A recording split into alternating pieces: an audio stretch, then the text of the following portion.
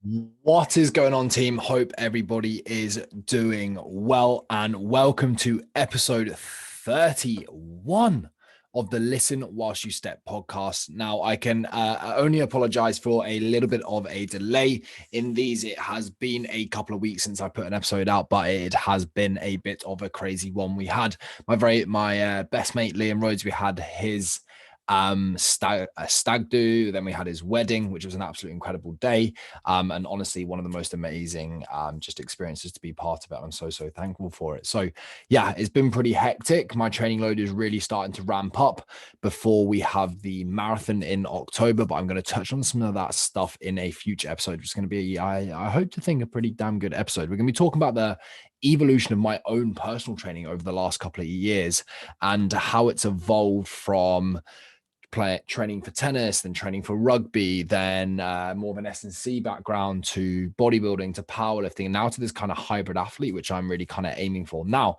But that is a future episode.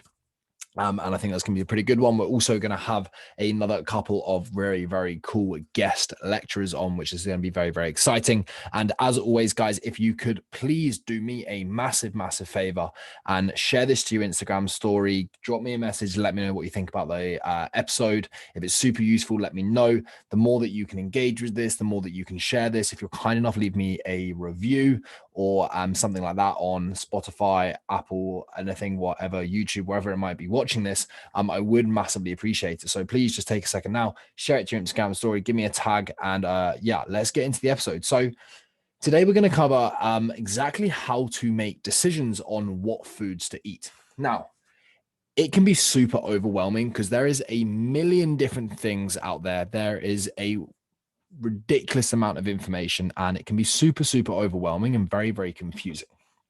That's because there is a lot of bullshit out there. There's a lot of people promising the dream and not delivering in things. Now, at the end of the day, we're going to give you a very unique framework here that's going to make it very simple for you to be able to get the results that you want and how to choose the foods that you're going to be eating in a very unique framework. Okay. Because in my eyes, people overcomplicate nutrition massively. I think the more complicated you make it, the harder it is, the less likely you are to stick to it. And ultimately, the most important thing is adherence and consistency when it comes to your nutrition, or when it comes to anything. For a fact, you will never get the results that you want, that you dream of, that you're passionate about, that you're driving and thriving for, if you cannot stay consistent. So this is why we like to keep nutrition simple. Okay, now just before we get into it, a little thing, two little kind of topics which I want to quickly kind of take a bit of a side tangent on is the concept that food is fuel. Okay, correct. On its simplest form, food is fuel. Without food, we don't have the energy to be able to do the activities, live, and all these different things. But I want to talk about a little bit of a pivotal moment in my life where I feel my nutrition started to take a much better approach. One, it was when I understand that food, yes, it is fuel, but it is so much more than that. It's a social thing. It's tasty. You should be able to enjoy it. You should not just be thinking food is fuel, because it is so much more than that. Okay. So anyone who tells you that food is fuel, you can only eat X, Y, Z, then yeah, don't know, but that's not for me personally. I like to enjoy my food. Hey, I like my food. My mama raised me to like my food. Twig pie and things like this, family recipes and good whole quality foods, and a cheeky pizza on a pizza Friday and things like that. I want to be able to enjoy these foods. I want to be able to factor them into my lifestyle, factor them into my nutrition, and still get absolutely world-class results. Okay. And the other concept is that people just on the opposite end of the spectrum, they go around saying that a calorie is a calorie. I'm like, again, in its most simple form, yes, a calorie is a calorie, but is there a difference when it comes to a calorie from chicken to a calorie from chocolate? Okay. And in its simplest form, no, there isn't, but there also is. Okay. In my thought process, and what I want you guys to be thinking about is, how does that calorie from chocolate have a longer term effect on you than the calorie from maybe chicken? Okay. If you're having a calorie from chocolate, one, you're not going to be as full. Two, your energy is going to crash. Three, I don't know about you, but I get more cravings if I have something like that. So although a calorie is equal, but what effect is that calorie going to have on you over the next 1, 2, 3, 4, 5, 6, 7, 8, 9, 10, 2, 3 days, whatever it might be? And when you look at it like that, there is a difference between calories, because if we eat a good, wholesome quality meal, you're not going to eat as much.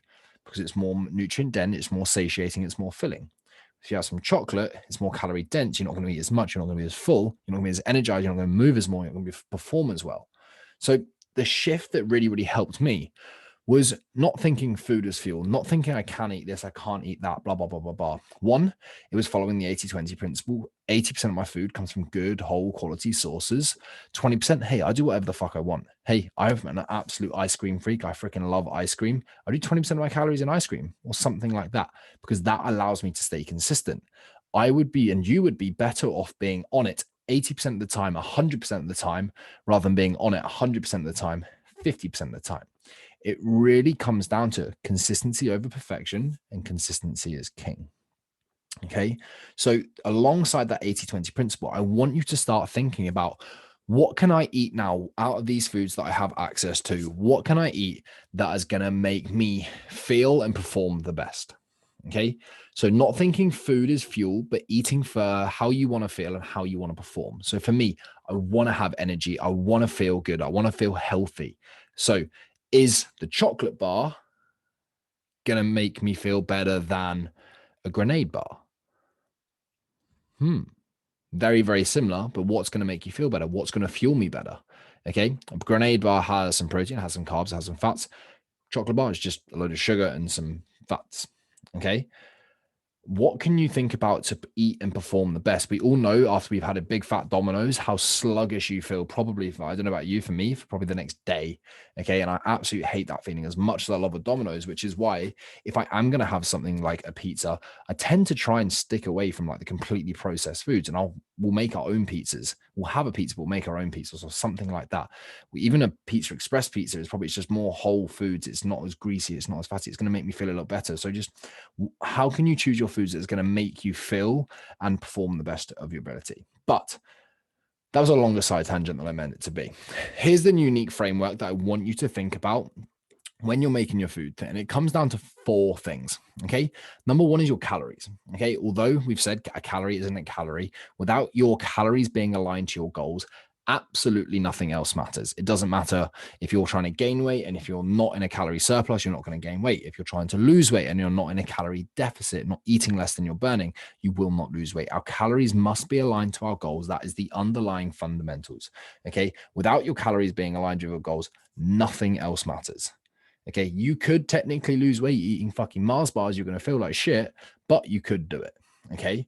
So your calories must be aligned with your goals. That is number 1. After this, I want you to think about protein. So calories, then protein.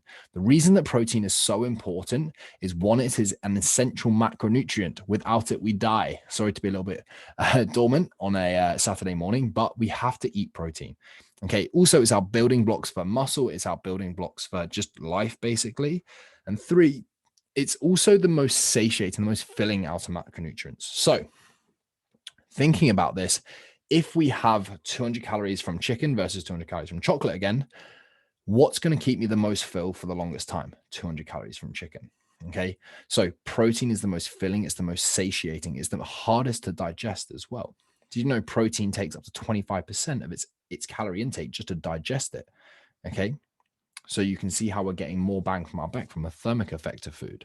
So calories, then protein. The next thing you want to think about is hunger. Quite often people break on their diet because they're so-called, they're hungry. Okay. The number one thing, or one of the number one things that comes really, really important when it comes to hunger, is thinking about food volume. Okay. It's thinking about bulking up those meals with more fruits, more vegetables, bigger actual meals, but not necessarily more calories. So you could bulk it up with cucumber, carrots, green beans, asparagus, lettuce. Like I make this freaking amazing dessert where I do Fage Greek yogurt. I put a 0-cal jelly in there just to give it more food volume, because that satisfies my hunger more. So I want you to think about, how can I increase the food volume to manage my hunger? As well as that, what foods are more filling? Potatoes are more filling. Oats are more filling than pasta. Okay. What foods can you have that are going to satisfy your hunger and allow you to stay consistent? And then just moving on from that, the last thing is very, very simply just making sure that your food tastes good. If it doesn't taste good, you're not going to stick to it. If you don't stick to it, you're not going to see the results that you want. Okay. That's a super, super short and very brief description of this framework, but it's thinking about your calories, Then it's thinking about making sure that there's protein. Then it's managing your hunger, and then it's making sure it tastes good. But there's no point in you skipping to taste if your calories, protein, and your hunger aren't managed. Because yes, it might taste good, but it's not going to get you any closer towards your goals. So use this framework top to bottom: calories, protein, hunger, and taste. Calories, protein, hunger, and taste. Calories, protein, hunger, and taste. Okay. That will help you unpack a little model in how to make food decisions. Okay. And alongside that, we want to be thinking about what am I going to eat that's going to make me feel the best and make me perform the best. And then follow calories, protein, hunger, and taste. Okay, guys, this was short and sharp. I hope it was useful. I'm going to try and keep these short, sharp, informational podcasts coming out to you so that you can take some inspiration, some motivation, shot in the arm of motivation so that you can be crushing your own fitness journey. If you are struggling to get the results of a lifetime, maybe you have been tried dieting for years, you can't get rid of that last bit of stubborn body fat, you want to build your confidence, you want to become the best version of yourself, you want to get better, just literally reach out to me and give me a message on Instagram, YouTube, email, wherever it might be. Just say the words aesthetic strength. We can have a little bit of a chat about where you are, where you want to be, where you might be stuck, how we can get you unstuck, and ultimately get you some absolutely world-class results. But again, I hope this was useful.